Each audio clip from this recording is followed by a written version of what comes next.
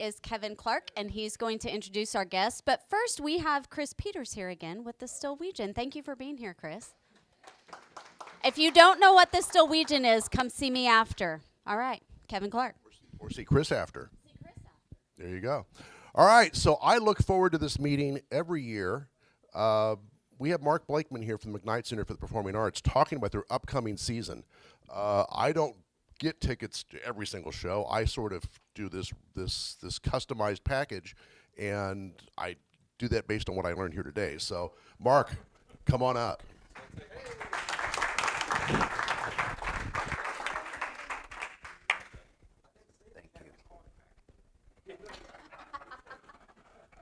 Good afternoon, everybody. Thanks for having me back. I appreciate it.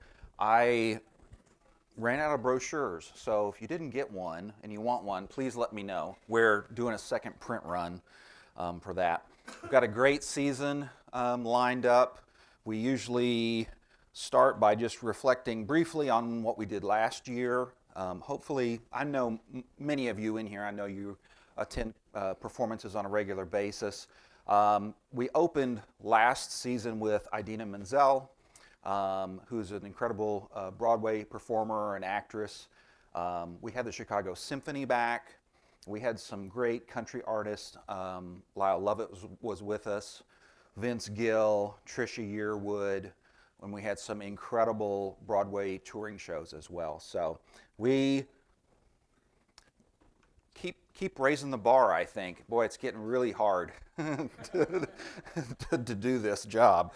But this is probably the biggest get I've had in my career.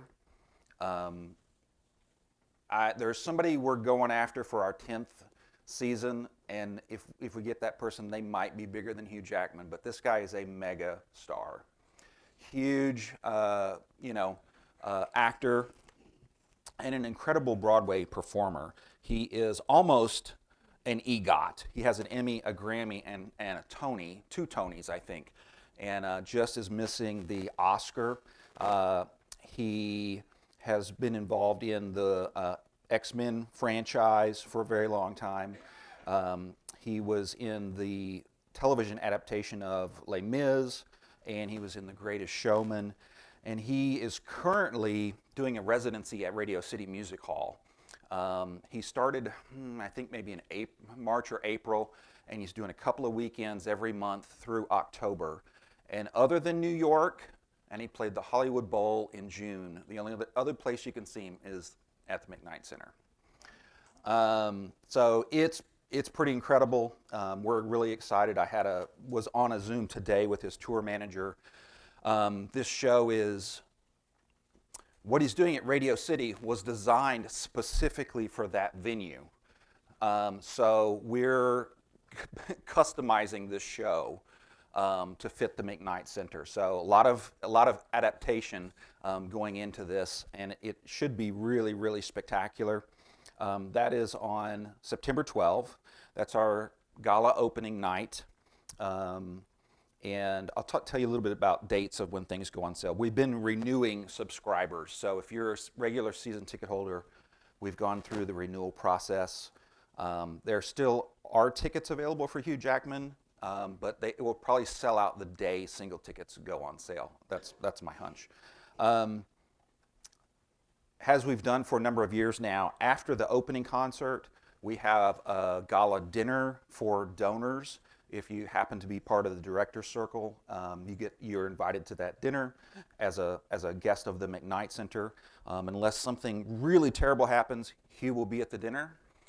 We had Idina there last year, and that made it really extra special, and so we're looking forward to being able to do the same thing with Hugh Jackman. And then the following night, there's our Bright Night Gala. Following night, we have some incredible Broadway performers lined up for this season. Kelly O'Hara, who some of you may remember, opened the McKnight Center in 2019. She sang with the New York Philharmonic. She is a Tony Award winner, and Sutton Foster is a Tony Award winner. And they recreated a show at Carnegie Hall 2 years ago, and it is a tribute to Julie Andrews and Carol Burnett, and it was a CBS telecast in 1962. And so they've recreated that. They performed it at Carnegie, did one show, that was it, and then they've been kind of retooling the show so that they can tour it around. I know they played at the Meyerson with the Dallas Symphony back in March, but they'll be coming and they'll be with us on Saturday, September 13, and we are, of course, very excited about that. I think I've got a video that Kelly sent us, if I can make it go. Hey Oklahoma, it's Kelly O'Hara and I'm coming home. September, we're going to be at the McKnight Center in Stillwater. I cannot wait. My good friend and I, Sutton Foster, we are coming with our new show inspired by two of our favorite heroes, Julie Andrews and Carol Burnett. Come join us with the symphony. It's going to be a grand night. Kelly's parents attend McKnight Center events, so I feel like we have kind of a special connection with her, which is really neat. We had some incredible country artists in last season. I mentioned those. We've got Ashley McBride coming this fall. We are working on a spring special, which will probably be a country artist. That has not been confirmed yet, and it'll be a kind of an add-on thing. But Ashley, if you're not familiar with her, is from Arkansas originally. She is a Grammy Award winner. She is a CMA, three Academy of Country Music Awards, and she's also a member of the Grand Ole Opry. And does her own blend of country with some rock and bluegrass and some other things mixed in, and has kind of this really signature sound. Let's see here. Hell, there's hell everywhere I go. I'm just sticking with the devil I know.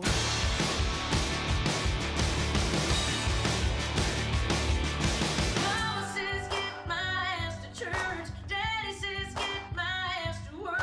Doctor says I gotta give up on these smokes. That will be a lot of fun. We have in October the U.S. Marine Band coming. This is the oldest professional musical ensemble in the United States, founded in 1798 by an act of Congress. It is referred to as the President's Own. They participate in all the ceremonial presidential activities in Washington, D.C. I kind of grew up, I was a band and orchestra kid. This is the top military band in the country. And it is free. They tour all over the United States and give free concerts, and we're really delighted to host them. You do have to have a ticket to this, and they will go fast. August 11 is our single ticket date, and that's when tickets to the Marine Band are available. And you have to get a ticket. There are so many rules around this, even though it's free. It's a precision operation, and we know exactly how many tickets we're giving out, and if you don't have a ticket, you probably won't be able to attend. So if it's something that really interests you, I hope that you'll look at that on the 11th of August. We have the Soul Philharmonic. I mentioned that Kelly opened the center with the New York.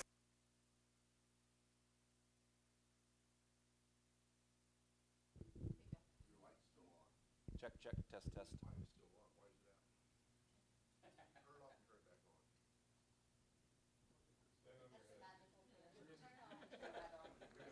Rebooting. Is it on? Don't know. Probably the most unique thing that we do is that we bring in big world-class orchestras. I see it as kind of it's kind of a flagship component of the programming that we do, and it is something that you really can't get anywhere else in the state.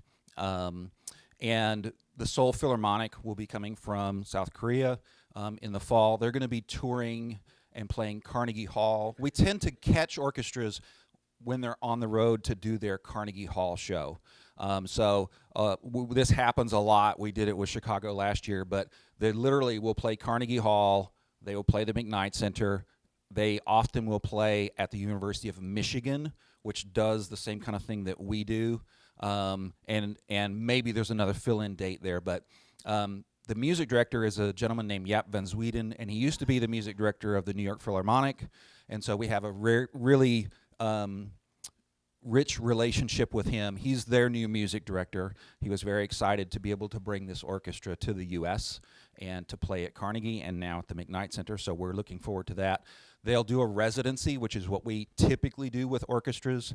They will stay for multiple days, give different concerts, different programs, different soloists, and they will do a lot of teaching.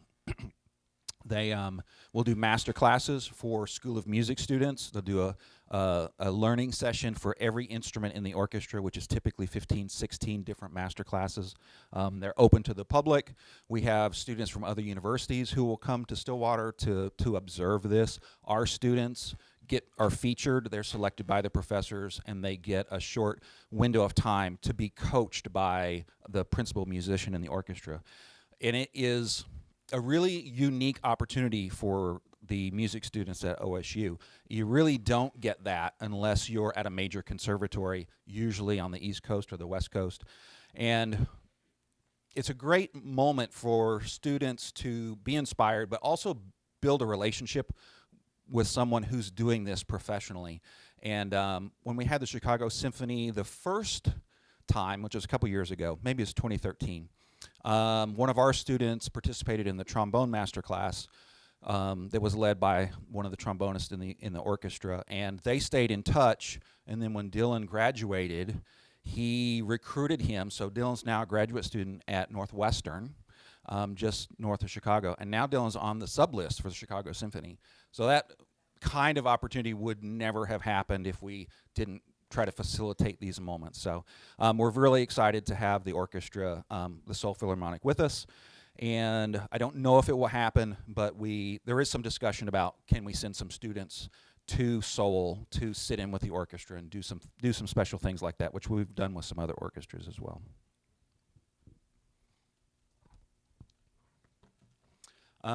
Before our classical concerts, we do a pre-concert conversation. We do it in the recital hall. These are a lot of fun. If you're really into wanting to know more about the program, the soloist, or what the repertoire is going to be, usually either one of the performers or an administrator with one of the ensembles will participate in a facilitated discussion about the concert that you're going to see. These are free. They're open to the public. They happen 1 hour before curtain, and they last for 30 minutes, and they're a lot of fun. I need one extra hand to do all this. This might be what I'm looking forward to the most. I'm a recovering trumpet player, and Wynton Marsalis was my hero as a kid.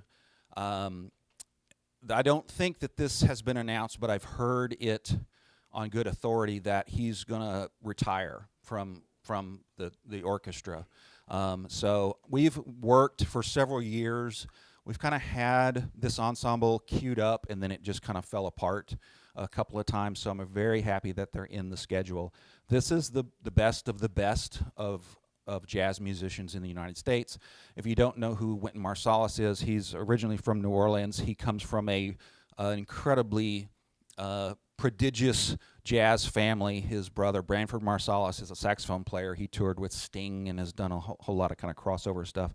And Wynton attended Juilliard, and he is the only person to have won a Grammy as a classical musician and a jazz musician in the same year, and he did it 2 years in a row.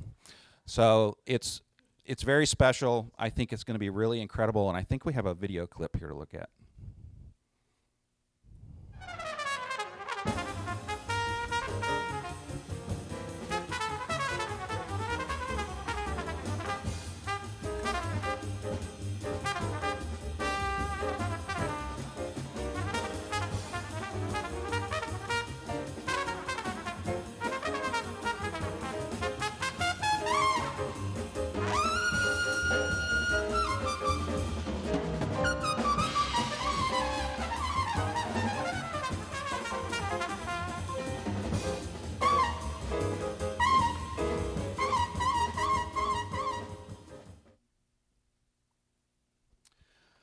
Our holiday show, we had this happens sometimes. We had another performer lined up, and we thought we had that person confirmed. We were getting ready to go to print on our brochure, and then the agent came back. Things got a little squirrely, and we were trying to work it out, and then we got a notice that she'd signed on to do a television series.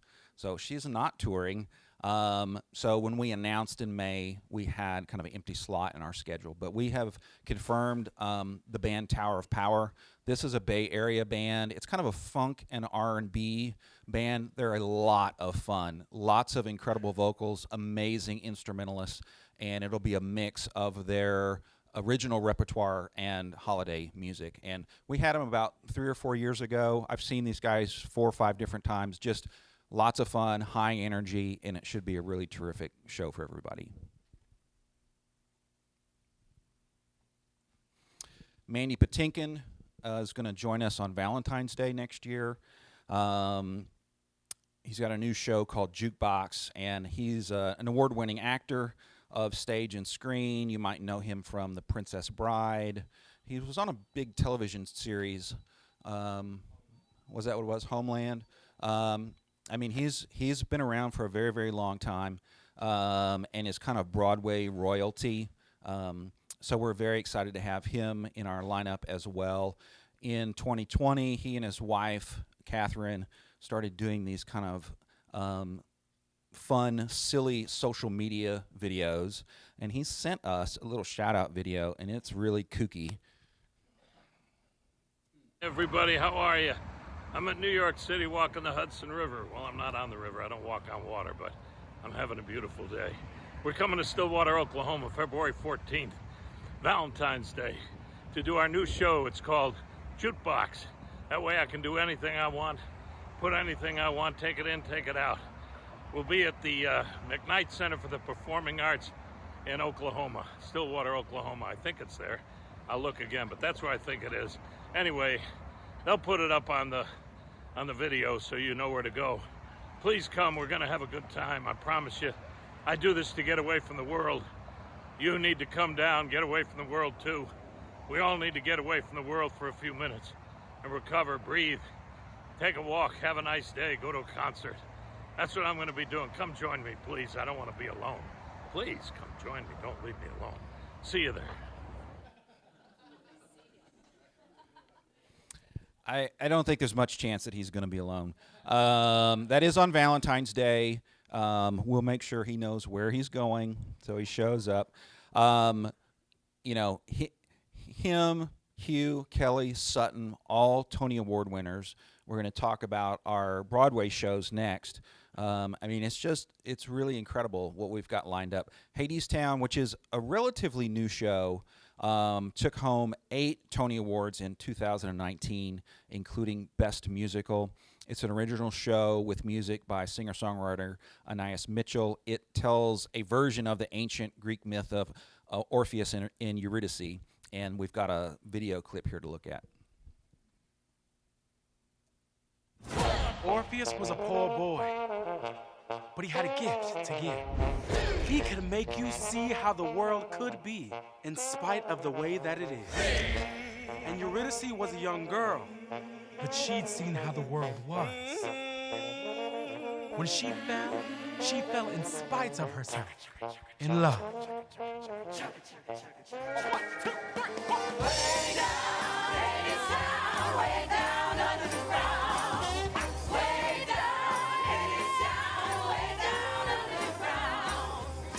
But Hades gave her a choice to make, a ticket to the underworld. I'm coming away from me. I hear the walls repeating. They're falling about defeated. It sounds like from hell. And I'm coming. Just how far would you go for her?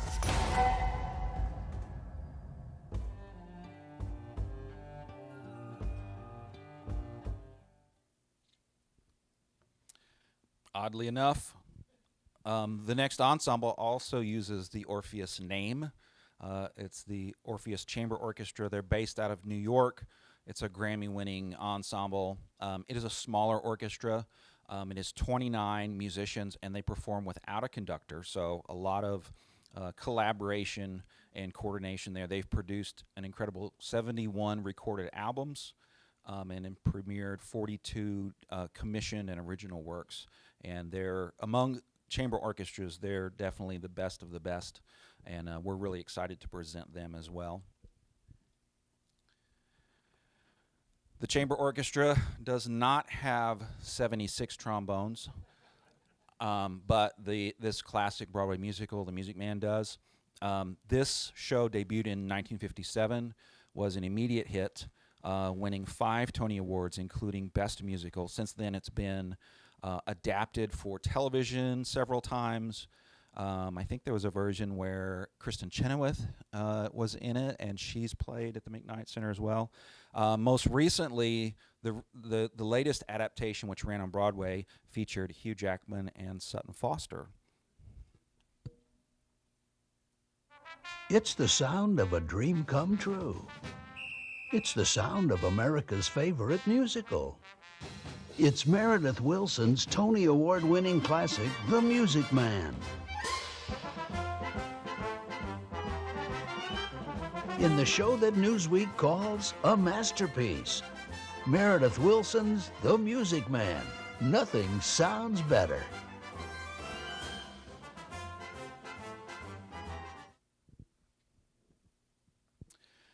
We have, as the last orchestra in our lineup, the Philadelphia Orchestra. They've been with us before. They're one of the big 5 in the U.S. It's my goal to have all of the big 5 here. We've had New York, Chicago, Philadelphia. We're missing Cleveland and Boston. We're in constant conversation with those other 2 orchestras. But we're really excited to have them back. They're going to do a residency model for us, which we haven't done with them. So a lot more educational opportunities for students on campus. And they're a phenomenal orchestra. They have their principal guest conductor, Maren Alsup. She's the first woman to be music director of a major orchestra in the United States. And it'll be fantastic. 2 different programs, different repertoire, and soloists for both nights. We do a spring soiree. This is a donor event, so again, if you're in the director circle level of donation, you are invited to attend this. Some of you may know Anne-Marie McDermott, who's been the artistic director for our chamber music series for some time now.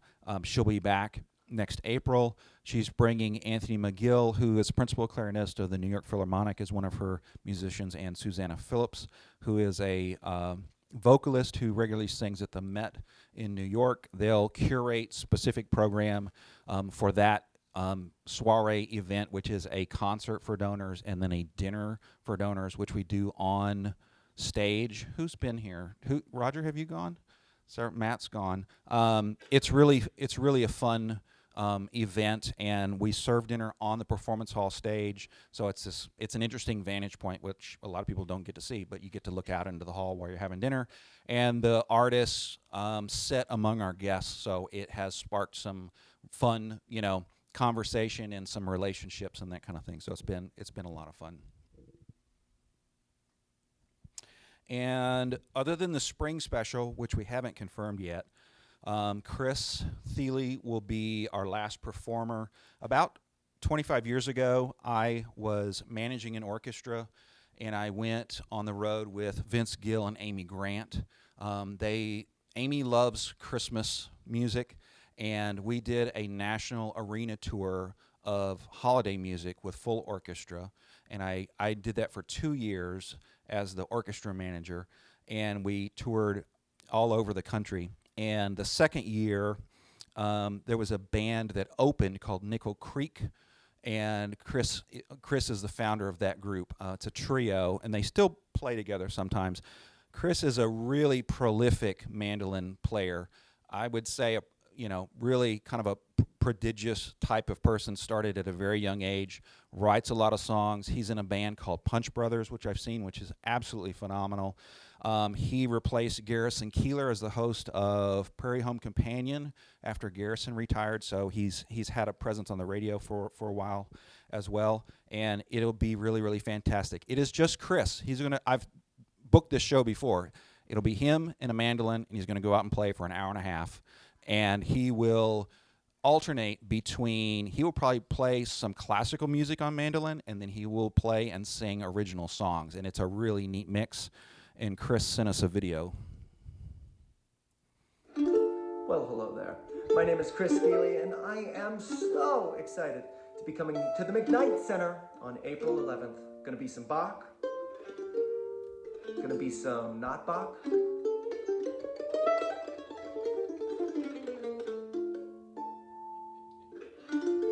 gonna be fun. You should come. He is a great guy. That's the season. We'll announce a spring special at some point this fall. We've done our renewal process for subscribers. We are opening up new subscribers next Monday, July 21. Kevin, you asked me about Create Your Own. That is July 28. So it is a week from Monday.